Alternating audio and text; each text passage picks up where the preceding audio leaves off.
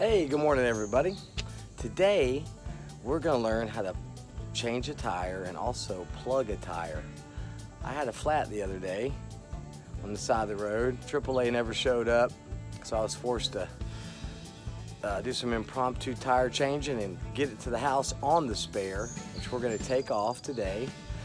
And then we're going to plug the tire, the normal tire, and put it back on. Sounds exciting, doesn't it? I know you can't wait. So come on with me. Let's do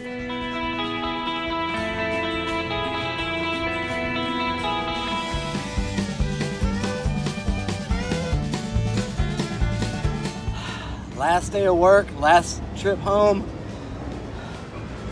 Flat tire. Spare, but I think the spare's flat.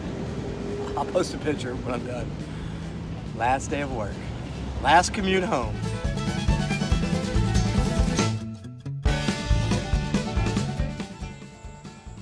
Frazzled, home sweet home. Waited for 2 hours for AAA. They never showed up.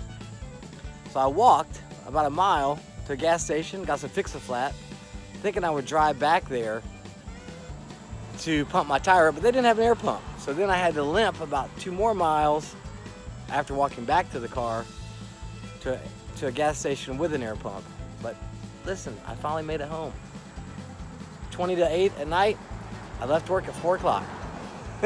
Thank God I made it. Home sweet home. All right, to take care of this, you're gonna need a couple things if you do it at home. You're gonna need a compressor. You're gonna need an air hose to go with the compressor. You're gonna need the correct attachment to go on the air hose to put air in your tire.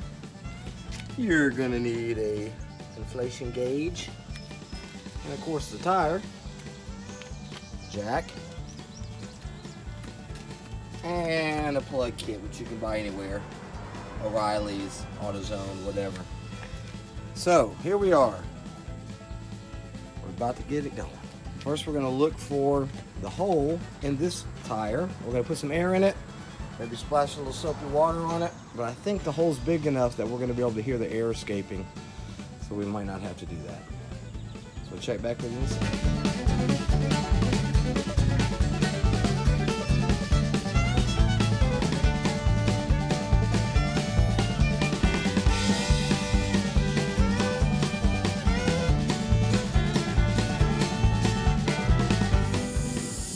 I don't know if you can hear that, but the hole was easily identified by that sound.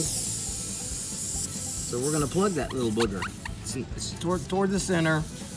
You know, any further to the side, you don't want to do that, or beyond maybe here. But that's a good spot for plugging. We'll see if we can make it work. It also makes it a lot easier if the tire's off the car, obviously, but you know, sometimes it can be on the car and you can scooch under there. But all right. Back in a minute. So next, you want to get the reamer, screw it down in there, give it the hole a good cleaning out, up, and then put it in and out a couple times. That'll make sure you got a good base to put your plug in. Then we're going to insert one of these rubbery ribbons with this booger here into that hole with a little rubber cement on top of it.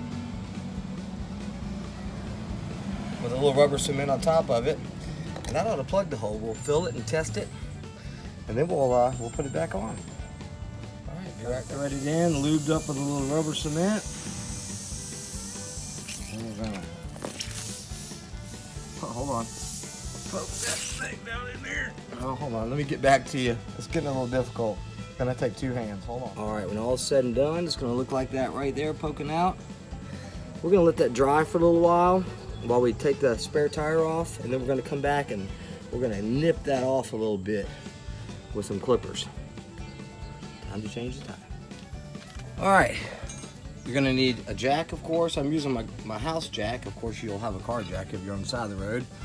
While the emergency brake's on and it's flat on the ground, we're going to loosen up these lug nuts by hand, and we're going to tighten them back by hand too, because a lot of mistakes people make is over tightening them with air tools and battery operated whatnots and doodads, and we don't want to do that because on the side of the road you can't get it off. So anyway, I'm going to loosen all these, and then we're going to jack it up and take that spare off. And there she is, back on, plugged and good to go. One thing I learned the hard way was you've got to, when you tighten your lugs, you know, you first tighten here, then here, then here, then here, then here. Seats it properly. And do it no more than, you know, a good snugging with your hands. Don't jump up and down on the tire iron. Don't over tighten it because you'll never get them off. All right. Another hard lesson I learned was on the side of the road the other day. When I changed this tire, I put the spare on and it was flat.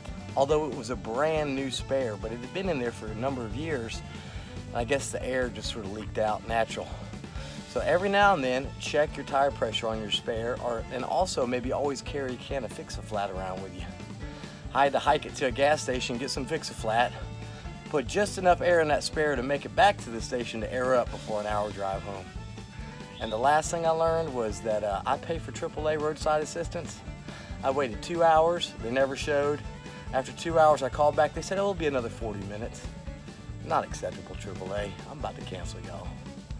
Have a good one. I hope I taught you something. Be safe out there, y'all.